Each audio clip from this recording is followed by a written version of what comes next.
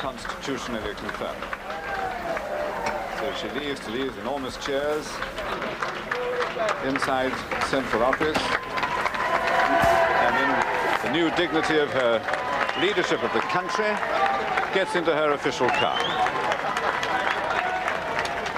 Mrs. Thatcher, a moment or two ago, in the black Rover there, with the flashing indicator light, waved at by the crowds, going into Buckingham Palace to kiss hands with the Queen on her appointment as the first woman Prime Minister of Great Britain.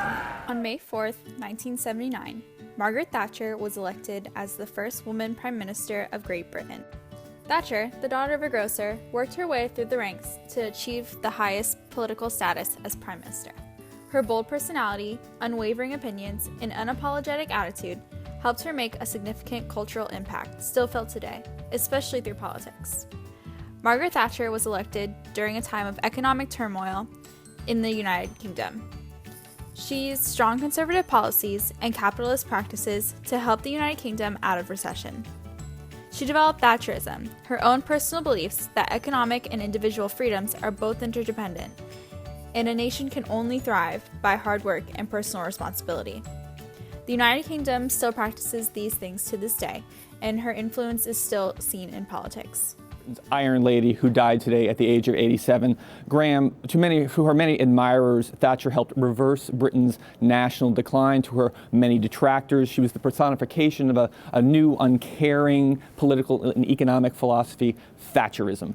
Practically speaking, what did Thatcherism mean for Britain?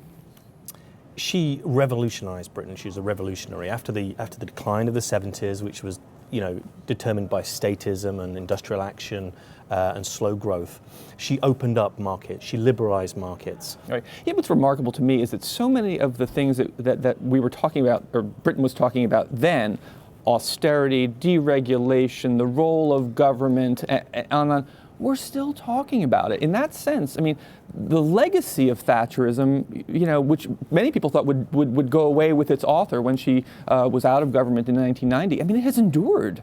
Well, she represented this idea of sort of a vision was very much of a kind of a minimal state, certainly rolling back the state and privatization and low taxes. In practice, she didn't do a lot of that. Spending rose, taxes rose under Thatcher.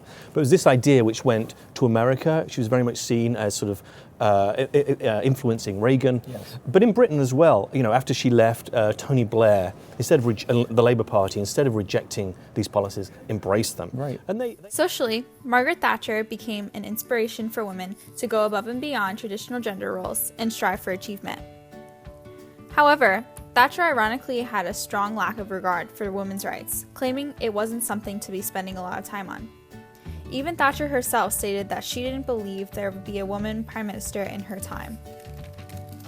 Internationally, Margaret Thatcher made a name for Great Britain when it was needed the most. Margaret Thatcher strengthened ties between the United Kingdom and the United States by forming a strong political bond between her and President Reagan.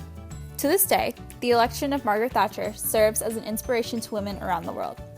Her groundbreaking election as Prime Minister and steadfast pursuit of politics overall both set a great example to not let one's gender prohibit them from achieving their goals. I'm very inspired by Margaret Thatcher's election as Prime Minister. How she worked up the political ladder to get what she wanted gives me the encouragement to never stop pursuing my goals, even when there are factors against me.